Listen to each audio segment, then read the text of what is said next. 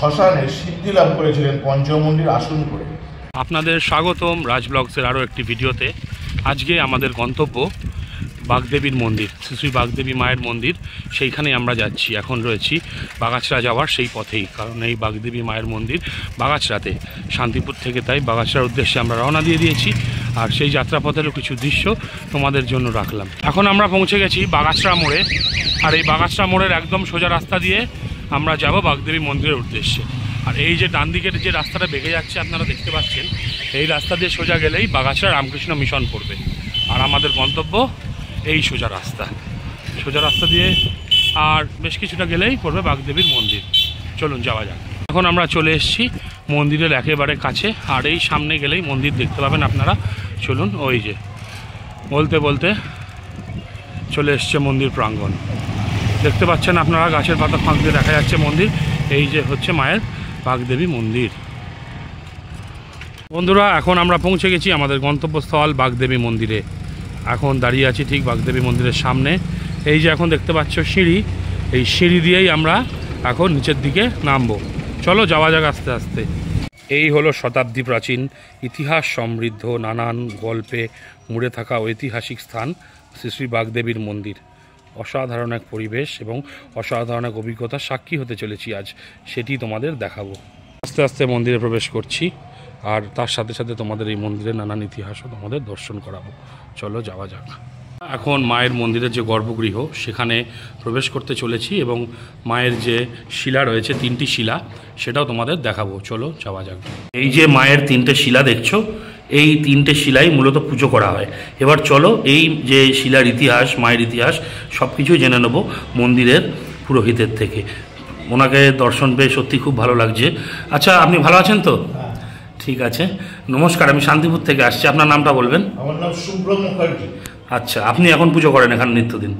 আচ্ছা, আমাদের আদি কুল দেবতার আমরা বংশ পরস্পর পুজো করে আসছি। আচ্ছা আচ্ছা আচ্ছা, আমাদের ফ্যামিলি দেবতা এটা। আচ্ছা আচ্ছা, মায়ের শিলার যে ইতিহাসটা যদি প্রথম ঘর যেটা, এটা হচ্ছে ব্যাঘ্রবাহিনী দুর্গা, বাঘে অধিষ্ঠাত্রী দেবী দুর্গা হিসেবে বাগদেবীর নাম হয়েছে। আচ্ছা, এটা বয়াকার ক হলে সরস্বতী, ওটা বয়াকার গয়ে দয় বাগদেবী, ব্যাঘ্রবাহিনী দুর্গা। যেখানে শেরোয়ালি আপনি দেখবেন, সেখানেও আপনার ব্যাঘ্রবাহিনী দুর্গার ছবি দেখতে পাবেন। আর মাঝখানে ঘর হচ্ছে দক্ষিণাকালী। আর শেষ ঘরটা মানে 3য় নম্বর ঘরটা হচ্ছে তারা। আর এই দিক থেকে যে শিলাটা আপনি দেখছেন সব থেকে বড়, এটা হচ্ছে মহাকাল ভৈরব, এটা বটুকা ভৈরব, আর একদম লাস্ট হচ্ছে ষষ্ঠী। এছাড়াও এখানে দেবী সূর্যর পুজো হয়, মনসার পুজো হয়, শীতলার পুজো হয়, নারায়ণের পুজো হয়, এগুলো উদ্দেশ্যে পুজো হয়। অনেক ধন্যবাদ আপনাকে মায়ের এই ইতিহাসটা জানানোর জন্য। আপনি এই মন্দিরের পেছনেই দেখুন, একটু লো ল্যান্ডগুলো রয়েছে, ওগুলো গঙ্গার ল্যান্ড ছিল। গঙ্গা আস্তে আস্তে সরতে সরতে 3 কিলোমিটার মতো দূরে চলে গেছে। আগে এই মন্দিরের পাশ দিয়েই গঙ্গা ছিল, এই গঙ্গার পাশে শ্মশান ছিল। সেই শ্মশানে তখনকার সময় বাংলাদেশ, এখন যেটা বাংলাদেশ, তখন তো অবিভক্ত ভারত ছিল, সেই ভারতের যশোর জেলা থেকে এসে এক সাধক রঘুনন্দন বন্দ্যোপাধ্যায় এখানে শ্মশানে সিদ্ধি লাভ করেছিলেন পঞ্চমুণ্ডির আসন করে।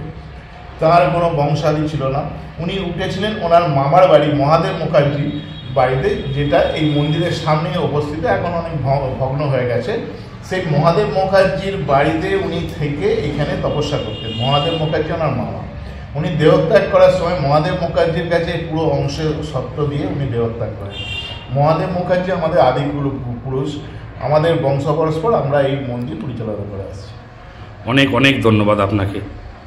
এই সেই শিলা যার ইতিহাস আপনারা এতক্ষণ শুনলেন, এবং যুগ যুগ ধরে এই শিলাতেই মায়ের পুজো হয়ে আসছে। সত্যি সামনে বসে যখন এই শিলা দর্শন করছি, তখন যেন গায়ে কাঁটা দিচ্ছে ভাবলেই। কত ইতিহাসই না রয়েছে এর সাথে, কত অলৌকিক কাহিনীও জড়িয়ে রয়েছে। আপনারা অবশ্যই আসুন এবং দর্শন করে যান এই স্থান মাহাত্ম্য। মন্দিরের যে বারান্দা রয়েছে, সেই বারান্দাতে এখন রয়েছি। কি ভীষণ সুন্দর এক পরিবেশ এখানে, আপনারা না আসলে বিশ্বাস করতে পারবেন না। অপূর্ব সুন্দর। এই দালানের মধ্যে যে কতখানি শান্তি বিরাজ করছে, সেটা সত্যি এখানে এসে অনুভব না করলে বোঝা যায় না। এখানে প্রত্যেক ফাল্গুন মাসে যে মেলা হয়, সেই মেলার সময় থাকে লোকে পরিপূর্ণ। সেই মেলার ব্যাপারে আপনাদের পরে বলছি। তার আগে মন্দিরের এই যে দালানের বিভিন্ন অংশ, সেটা আপনাদেরকে একটু ভালো করে দেখাই। এবার মন্দিরের আশপাশের পরিবেশটা চলো একটু দর্শন করি। মন্দিরের এই যে সামনের একটা সাইড দিয়ে এই যে রয়েছে সিঁড়ি, এখান দিয়ে বেরিয়ে গেলে শুধু একবার এর পরিবেশটা দেখুন, আপনি মুগ্ধ না হয়ে পারবেন না। দেখেছেন কি দিগন্ত বিস্তৃত শান্তি আর সবুজ, কি শান্তি বিরাজ করছে এখানে। আর এই যে জায়গাগুলো, এগুলো ফাল্গুন মাসে যখন মেলা হয়, ফাল্গুন মাসের প্রথম শনি মঙ্গলবার থেকে সারা মাস জুড়ে প্রত্যেক শনি মঙ্গলবার মেলা বসে, তখন এই স্থানে মেলা বসে যায়, ভক্তদের ভিড়। ওই যে সিঁড়ি দেখতে পাচ্ছেন ওই সাইড থেকে শুরু হয় এই মন্দির পর্যন্ত। এইখানে রয়েছে আরেকটি সিঁড়ি। মন্দিরের ঠিক সাইডের অংশে আমরা এখন রয়েছি। এই জায়গাগুলো যে দেখছেন এতটা ফাঁকা রয়েছে, এতটা নিরালা জায়গা, এই জায়গাগুলো কিন্তু ফাল্গুন মাসের মেলার সময় তিল ধারণের জায়গা থাকে না, শনি মঙ্গলবার করে লোকে লোকারণ্য থাকে এবং মেলা বসে যায়। আর এখন দেখুন কি সুন্দর শান্ত পরিবেশ, ফাঁকা শান্ত পরিবেশে সত্যি যেন মন সত্যি ভালো হয়ে যাচ্ছে। চলুন এবার আমরা ধীরে ধীরে এগোতে থাকি, মন্দিরের আশপাশের পরিবেশটা আপনাদের দেখাই। এবার ধীরে ধীরে আসছি আমরা মন্দিরের ঠিক পেছনের অংশে। একটি বড় আম গাছ লক্ষ্য করা যাচ্ছে, তার ঠিক তলা দিয়ে এগিয়ে চলেছি মন্দিরের অপর সাইডে যাওয়ার জন্য। এখন কিন্তু বর্তমানে এটি মন্দিরের সম্পূর্ণ পেছনের অংশ। এই যে গাছটি দেখছেন, এইখানেও কিন্তু রয়েছে বাবা মহাদেবের থান, সেটি সম্পূর্ণ বাঁধানো রয়েছে। চলুন তার দর্শনও আপনাদের করাচ্ছি, এই ভিডিও করছি। আর সাথে যে আমার কি অদ্ভুত একটা ভালো লাগছে সেটা সত্যি বোঝানো মুশকিল। এই যে আপনারা বাবা মহাদেবের থান দর্শন করতে পারছেন, এখানে রয়েছে। চলুন আপনাদের একটু কাছ থেকে দেখাই। এই যে দেখুন বাবা শাল মুড়ি দিয়ে ঠান্ডায় কি সুন্দর রয়েছেন, দেখছেন। এই হলো আম গাছ, তার নিচেই রয়েছে বাবার এই বেদি।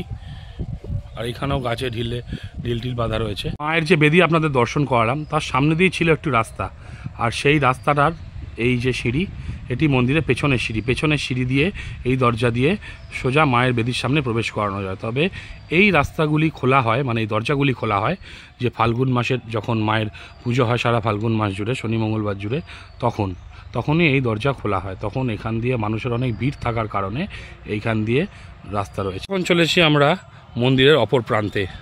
দেখে বুঝতেই পারছেন যে সামনে দিয়ে আমরা প্রবেশ করেছিলাম, তারপরে ওই দিকের সাইডটা দেখালাম এবং পেছন দিয়ে আসার পরে এখন আপনাদের এই অংশ দেখাচ্ছি। এবার দেখতে পাচ্ছেন আপনারা এখানে যে এইখান দিয়েও একটি দরজা রয়েছে, এটিও কিন্তু মায়ের পুরো গর্ভগৃহেই প্রবেশ করছে। কারণ আপনাদের আগেই বলেছি, যখন ফাল্গুন মাসে মেলা হয়, প্রত্যেক শনি মঙ্গলবার করে মায়ের পুজো হয়, সেদিন ভক্তের এতটাই ভিড় থাকে, তাই একটা রাস্তা নয়, তখন এই দুটি রাস্তা থাকে এবং সামনে দিয়ে মেন যে রাস্তা সেটা তো থাকেই। এগুলো কিন্তু বছরের ওই সময় খোলা হয়, তাছাড়া কিন্তু সেইভাবে খোলা হয় না। আর এখানকার চারিদিকের পরিবেশ তো আপনারা দেখতেই পাচ্ছেন। এই যে বলতে বলতে এক ভক্ত এসেছেন মাকে প্রণাম করার জন্য। এইভাবেই চলতে থাকে সারাদিন মায়ের সাথে ভক্তের আলোচনা। মনস্কামনা পূরণের জন্য মায়ের পবিত্র স্থানে ঢিল বাঁধছেন। মা সকলে মনস্কামনা পূরণ করুন এভাবেই। ভালো আছেন সবাই? আপনাদের এখানে আসলাম মন্দির দেখতে। ওই যে দেখতে পাচ্ছেন কিছু ভক্তরা এসছেন এখন মন্দিরে। এইভাবেই কিন্তু ভক্তদের আনাগোনা মন্দিরে লেগেই থাকে, কারণ এই মন্দিরের এত সুন্দর পরিবেশ এবং এত মাহাত্ম্য এই মায়ের, যার জন্য ভক্তদের সারা বছরই টেনে আনেন মা নিজের কাছে। মা সত্যিই বড় জাগ্রত। এই বাগদেবী মায়ের মন্দিরে আসতে হলে আপনাদের আসতে হবে সবার আগে শান্তিপুরে। শীতকাল তো শুরু হয়ে গেছে, আর শীতকাল মানেই ঘোরাঘুরি, পিকনিক আর অনেক অনেক আনন্দ। আর ঘোরাঘুরি মানেই ঘোরাঘুরির অন্যতম স্থান শ্রীধাম শান্তিপুর। এই শান্তিপুরে এসে আপনারা যদি স্টেশন থেকে বা যে কোনো স্থান থেকেই বলেন যে আমরা বাগদেবী মন্দিরে যাব, যেটা বাগাছড়াতে, তাহলে আপনাদেরকে নিয়ে চলে আসবে। বা আরেকটা জিনিসও আপনারা করতে পারেন, শান্তিপুরেরই নতুন হাট অঞ্চলে এসেও যদি আপনারা টোটো ধরেন, তাহলে সেই টোটোতে করেও আপনারা চলে আসতে পারবেন এই মা বাগদেবীর মন্দিরে। কোনো অসুবিধা হবে না। আপনাদের টোটোওয়ালাই মায়ের মন্দির এবং মায়ের মন্দিরের যে পার্শ্ববর্তী অঞ্চল সেটি খুব সুন্দরভাবে ঘুরিয়ে দেখাবে। এই পরিবেশে আপনি একবার যদি আসেন, তাহলে আমি কথা দিতে পারি যে আপনাদের ভালো লাগবেই, কোনো দিনও এই স্মৃতি ভুলতে পারবেন না। যে এক অসীম শান্তি লুকিয়ে রয়েছে এই স্থানে, সেটা অনুভব করতে হলে চলে আসুন শান্তিপুরের বাগাছড়া অঞ্চলের এই বাগদেবী মায়ের মন্দিরে। তাহলে সবাই খুব ভালো থাকবেন। আজকের ব্লগ এখানেই শেষ করছি, দেখা হবে আবার কোনো নেক্সট ব্লগে।